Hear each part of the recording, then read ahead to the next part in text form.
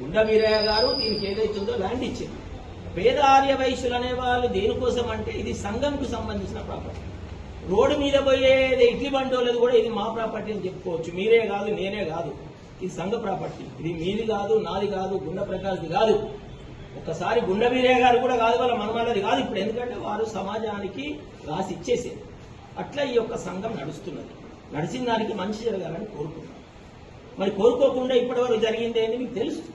2 సంవత్సరాల కాలపరిమితి లేకుండా ఒక నీచ బుద్ధితో, కుళ్ళు కుతంత్రాలతో దుర్మార్గమైనటువంటి పరిపాలన చేసుకుంటూ ఇవాళ భయభ్రాంతులకు చేస్తున్న పబ్లిక్ ని కింది స్థాయిలో ఉన్న వాళ్ళని ఆగమాగం చేసి నీతులు ఏదైతుందో చెప్పి ఎంతో మందికి ఎన్నో తీర్లు ఏదైతుందో నేను గొప్పని చెప్పుకుంటూ ఎంతో మందిని మైండ్ ఖరాబ్ చేసి వాళ్ళని పైసలు పెట్టించడానికి సర్వ ప్రయత్నం చేసినటువంటి ఒక నీచుడి వాళ్ళకున్న ప్రకాశం చెప్పక తప్పదని చెప్పేసి సందర్శన చేస్తుంది.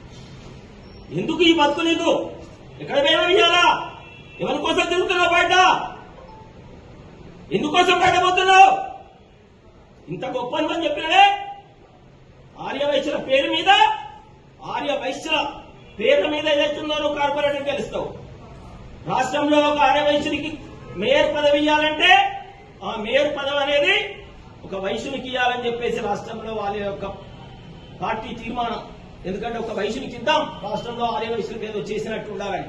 అప్పుడు ఇద్దరు కార్పొరేటర్ రావడము, ఇక్కడ మేయర్ పదవి రావడము, ఆ మేయర్ పదవిలో ఇద్దరు అసల్పర్తి సురేష్ వైఫ్ ఝాన్సీ, నాగమల్ల ఝాన్సీ, ఆమెకి ఏదైతుందో ఇది ఇవ్వడం జరిగింది. ఇద్దరు పద్ధతిలో ఇద్దరికి వచ్చింది. మేయర్ ఏమో కులం పేరు మీద తెచ్చుకుంటాం. మేము రాష్ట్రంలో ఇంతమంది కులం ఉన్నామని ఇక్కడ మేయర్ తెచ్చుకుంటావు. ఇదే ఆర్య వైశ్యులు ఇయ్యాల నల్లి లెక్క నడుస్తావు చెప్పి కిందేసి. దేనికోసం నడుస్తున్నావు నువ్వు? రా, దమ్ముంటే పబ్లిక్లకు రా. నీ ధర్మం ఏంది, నీ న్యాయం ఏంది, నీ పద్ధతి ఏంది, నీ వ్యవస్థ ఏంది, నీ వ్యాపారం ఏంది, నువ్వు చేసిన మంచి పనులు చూపించమని చెప్పు. అందరం ఇట్లా వెళ్ళిపోతాం. ఒక్క మంచి పనులు చూపించమని ఇవ్వాలా? ఒక్కటన్నా జీవితం మొత్తంలో. తెలివి లేక కాదమ్మా, 2 రోజుల నుంచి మీరు ఇక్కడ కూర్చుంటున్నారు, అయినా మిమ్మల్ని ఒక్క మాట అంటలేము. ఎందుకంటలేమంటే మీరు అమాయకులు ఎప్పుడైనా బలి పశువులు అవుతారు. మళ్ళీ ఒక్కసారి చెప్తున్నా, మా దగ్గర కాయిదాలు లేవని కాదు, మా దగ్గర ప్రూఫ్లు లేవని కాదు, మా దగ్గర ఏది లేదని కాదు. మీరు అనుకుంటున్నారు ఇవాళ. ఆ రోజు చెప్పినాం సీఏ గారికి, మమ్మల్ని సీఏ గారు ఏం చేసింది, సారంగపాణి ఏమనుకుంటుండు, క్యాబిట్ ఏదైతుందో కేవిట్ వేసింది. మన హైకోర్టు నుంచి నా పేరు మీద వచ్చింది. సారంగపాణి మనం కనబడితే కూడా ఏమైనా కేవిట్ చేస్తున్నావు, దేనికైనా కేవిట్ అంటే దేనికోసం వేసిన వదన చెప్పు. 2 సంవత్సరాల కాలపరిమితి అయినాక ఎలక్షన్లను పెట్టి వాళ్ళే మన రసీదులు నింపి ఒక చనిపోయిన పేరు మీద మాదార రాజేశ్వరరావు గారి దగ్గర సురేష్ అని ఒక అకౌంటెంట్ ఉంటాడు. ఇట్లా ఇతని దగ్గర ఎట్లుంటాడో ఇప్పుడు సారంగపాణి ఎట్లున్నాడో సురేష్ అని కూడా రాజేశ్వరరావు గారి దగ్గర ఉంటాడు. రాజేశ్వరరావు గారి దగ్గర పనిచేసేది కలెక్షన్ కూడా చేస్తాడు బాబు. అతని కొడుకు మైనరు, అతని అత్తమ్మ ఏదైతుందో చనిపోయింది. ఇద్దరి పేరు మీద రసీదులు నింపి ఇది తీసుకుపోయి కోర్టులు వేసి ఎలక్షన్ రాపింది. ఎట్లా పడే జరిగింది? రసీదు చూపించిండ్రు.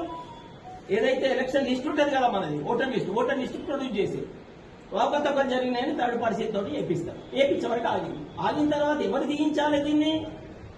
ఓటు నుంచి ఎవరు పక్కకు జరిపించాలి? కంటిన్యూషన్ లో ఎవరైతే అధ్యక్షుడిగా స్థానం ఉన్నాడో, మా దగ్గర నుంచి అవకతవకలు జరిగింది వాస్తవమే, మా తొందరపాటు పదంతో మేము ఎలక్షన్ పెట్టినాం, దయచేసి క్షమించగలరు, మేము సరిదిద్దుకుంటామని చెప్పేసి సరిదిద్ది మళ్ళీ ఎలక్షన్లు పెట్టాలి. ఒకవేళ నువ్వు నిజమైనటువంటి నీతి నాయకులు అయితే లుచ్చా రాజకీయం చేసుకుంటూ, లుచ్చా పనులు చేసుకుంటూ ఇలా ఆర్య వైశ్యుల యొక్క సంఘం పరువే కాదు, ఆర్య వైశ్యుల యొక్క పరువు. ఆర్య వైశ్యులు ఇవాళ పిన్నవారి స్ట్రీట్ లో మొన్న మీరు చూసింది కాదు, అక్కడ 15 రోజులు టెట్లు వేసుకొని ఉన్నారు.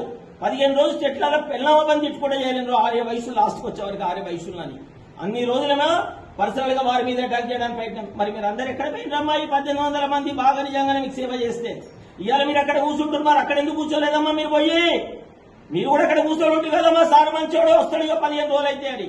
ఇవాళ మరి పైసలు ఇస్తామని చెప్పి రాకుండా మెసేజ్లు పెట్టినవే.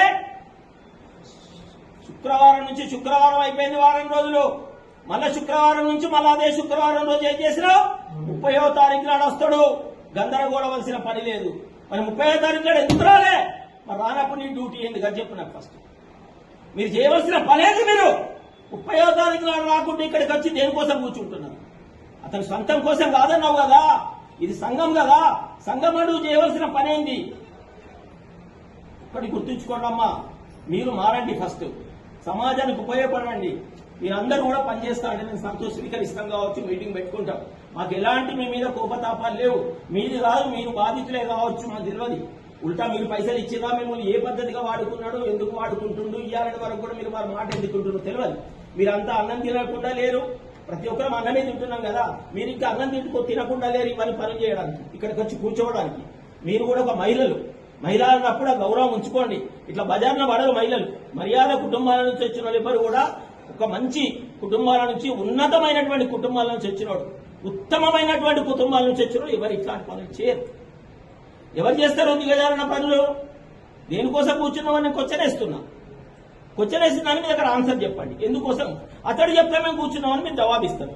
నేనే చెప్తాను, మాతోటైతే ఇప్పుడు మాట్లాడలేదు.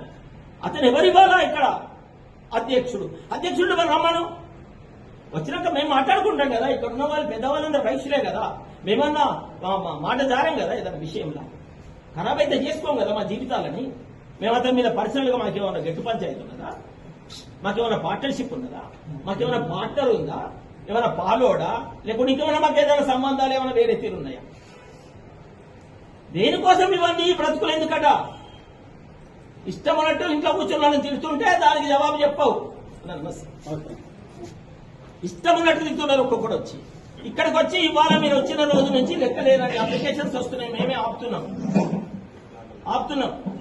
లెక్కలేని అప్లికేషన్స్ వస్తున్నాయి, ఆపుతున్నాం. మీరు అర్థం